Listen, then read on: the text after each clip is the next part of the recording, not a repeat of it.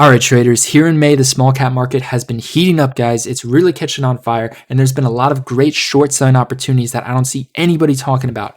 Everybody's talking about buying low and selling high, but I don't see them talking about the other side of the trade, which is selling high and buying low. This is something you have to learn, guys. You have to learn how to make money both ways. And not only that, you have to learn how to identify when it's a great opportunity to sell your long position, when it's time to be short biased, even if you're not going to short the stock, guys. And within this video, I'm going to show you how you can short sell these stocks towards the high of day, how you can top tick them and cover back towards the low of day, guys. So if you want to learn how to sell high and buy low, this is the video you've been looking for, guys. This strategy is proven to work for me 80% of the time, and it's consistently making me money within the market, guys. And I'm going to share with you step by step. You are going to see this pattern a couple times every single week. So what we're looking for is, in order to find these stocks, you're going to need a top gainers scanner. The stocks that are gapping up in the pre-market, like MITO. This is exactly what we're looking for.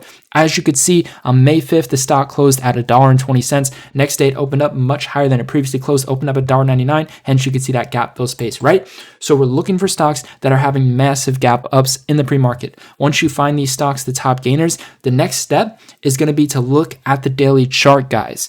As you could see on the daily chart, MITO is a terrible penny stock. If we're judging by the charts, if we're judging by the price actions, this stock is consistently reaching for new lows. And as you could see, every single time the stock has a massive gap up. It normally doesn't have a lot of massive gap ups, but if we're looking at the volume, as you can see, this is the day it had the most volume right here, and it had this massive gap up on May 6th. But check this out, guys. If you're looking at the chart, this is what caught my attention. Right here, the stock closed at $1.94. Next day, massive gap up, got to a high of $5, and then it closed weak at the lows. The low of day was at $2.53, and the closing price was at $3.07. And then, as you can see, it started to fill the gap below a couple days later, right? So as you can see, once the stock had a gap up, it closed at the lows. So imagine if you were to short sell that stock towards the highs, hold it towards the end of the day, and then cover towards the lows, right? That's what I'm going to be sharing with you how to do in this video. So if you look at the pattern on MITO, terrible penny stock reaching for consistent lows, and whenever it gaps up, it tends to close weak at the lows. So that's the pattern we're looking for. This is exactly what we're looking for, right? So how can you short sell this stock at the high of day? Well, if a stock is hard to borrow, that means you're going to need to borrow the shares to short from the broker. So you're going to need to be using a broker that has a good clearing firm that can get you the shares to short. And once you do borrow the shares to short, you're going to have to pay a fee. So you do have to pay to play, but in my experience, the fee only takes away around 10 to 15% of your profits. It varies depending on the stock. It's a per share fee, meaning if the stock is 2 cents, per share, and you borrow 1,000 shares, that's going to be 2 cents times 1,000, that's going to be a $20 fee, right? But if you can make 20 cents profit per share and you only pay 2 cents per share, you're still at a profit of 18 cents profit per share, right? So it only took away like 10% of your profits. So in my experience, guys, it's a very high win strategy and it's very simple to do. And this is something you're going to have to learn. So let's get into it. So as you can see, from what we know, judging by this daily chart, I always check the daily chart first. It is known for closing weak at the lows, right? So the next thing you want to do is identify the key resistance levels on the daily chart and in the pre-market. So first, let's focus on the daily. So if we look at the daily chart, there is a proven resistance level right here at this $2.45 level, right? So you got 245 right here, and then you got 258 right here. So we're going to call this overall zone 240s to 250s. That's where it's known for topping out. And as you can see, history repeated itself. As you can see right here, whenever it hits 250s, it quickly goes back into the 190s, quickly goes back to the 190s, quickly goes back to the 190s. This is a strong wall of sellers. So if the stock is reacting very poorly, very weak at these levels, it's going to be a phenomenal short selling opportunity, especially when you have this massive gap up. In terms of buying this, you buy the rumor before it gaps up, and then you would sell into the news, right? You don't want to chase these and then buy after the news, especially on this pattern where the stock is known for closing and filling the gap, below. So this is another prime example right here, right? So now that we know the daily chart key resistance level channel, which is going to be towards 250s, right? So it's known for topping out towards 240s, 250s, and then it tends to go back to, around 190s for the short term being. Then what you're going to want to do is you're going to want to check the pre-market chart. And guys, the pre-market chart gives it all away. So let's check this out. All right. So these red lines represent our potential areas where we're going to want to short sell. That's the price channel. That's the top end of the channel. Meaning if history repeats itself, that's where the top tick is going to be. That's where the high of day is going to be, right? So what you want to do is you want to set a price alert. So right here, you can right click as this is spiking in the pre-market. Once you identify that daily chart level, you can set a price alert. Boom. And then another thing you do is if it doesn't reach that price alert, you can wait for a massive pullback during the day or in the pre-market, and then you could set a price alert towards the high of day and then short sell the double top after a bearish confirmation. But anyways, guys, boom, your price alert triggers right here. You're going to see how it reacts.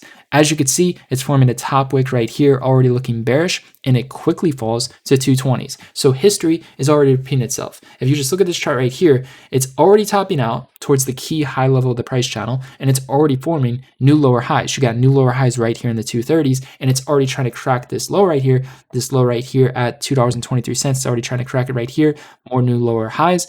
So then we have one more last pump, and guys, this is the key confirmation. You have the double top in this candlestick. It is one of the most bearish candlesticks within the stock market. It's nearly a gravestone doji. Look up the gravestone doji. It's a trend reversal candlestick. It's the most bearish candlestick in the market. This isn't a gravestone doji, but it nearly is, guys, and it's so bearish. When you see these top bearish wicks here, that's your key confirmation to short. So your reaction. Your reaction right here, you see that it tops out and you see that it's crashing. So what you're going to want to do is set your price alert, and then you can short sell the double top after the bearish confirmation. So in terms of short selling this, guys, right here, once this 1 minute candle closes, you short sell right here into these lower highs at 240s, guys. So that's your key confirmation to short sell. Now, let's just see how it reacts from that key level. All right, guys, so what we're going to do is we're going to draw a couple more trend lines right here, and I'm going to show you the key reaction that I was referring to. All right, so you have your support right here towards the 220s, and then you have your resistance right here towards the 250s, right? So once this support level, of 220s cracks, where's it going to go? Well, what you do is you go back to the pre-market chart, and it's going to go right here.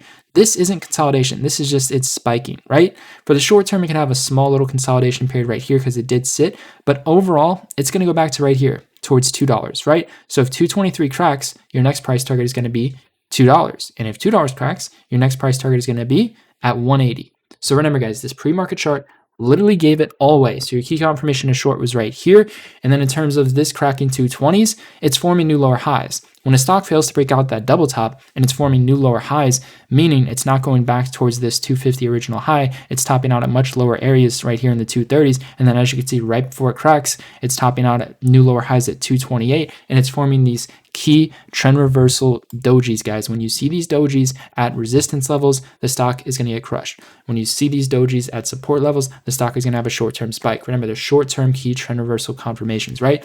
And as you could see, as soon as these dojis formed, boom, the stock collapsed that support level we were talking about, right?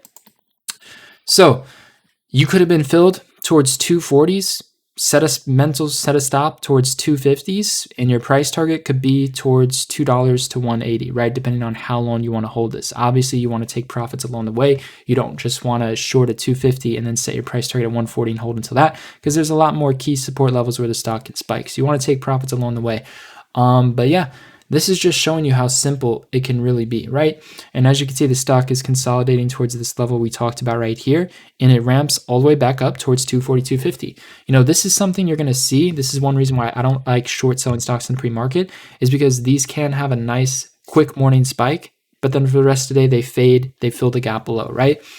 So what you could have done is you could have covered towards 220s, $2, and then you look to re-short, right? If you borrow these shares to short, you can reuse the shares. So that's the beauty of them. You don't have to keep borrowing the shares to short. For the rest of the day, you can reuse these shares. It does depend on what broker you're using, but for most brokers, that's how it works. And as you can see right here, again, key confirmations. All these bearish candlesticks, all these top wicks, this is another great confirmation right here, big red candles, right? All this top wicks, all these pins, when you see that at the top of the channel and it's already pulling back, boom, already massive pullback, boom, already massive pullback.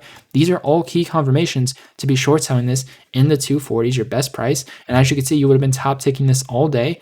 And what's going to happen is, guys, it's not just going to keep on bouncing back and forth in between these support levels. Eventually, this $2 key level is going to crack once you get these new lower highs right here. As you can see, it slipped back to 2, formed new lower highs at 206, and then it cracked and it went to 180s, right?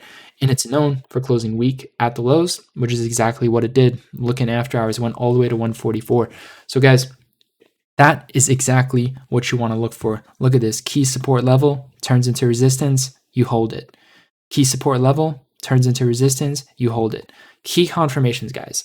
This pattern you will see over and over again, and I highly encourage you to take advantage of it. So if you enjoyed this video, make sure you like it, and I will see you guys within the next one.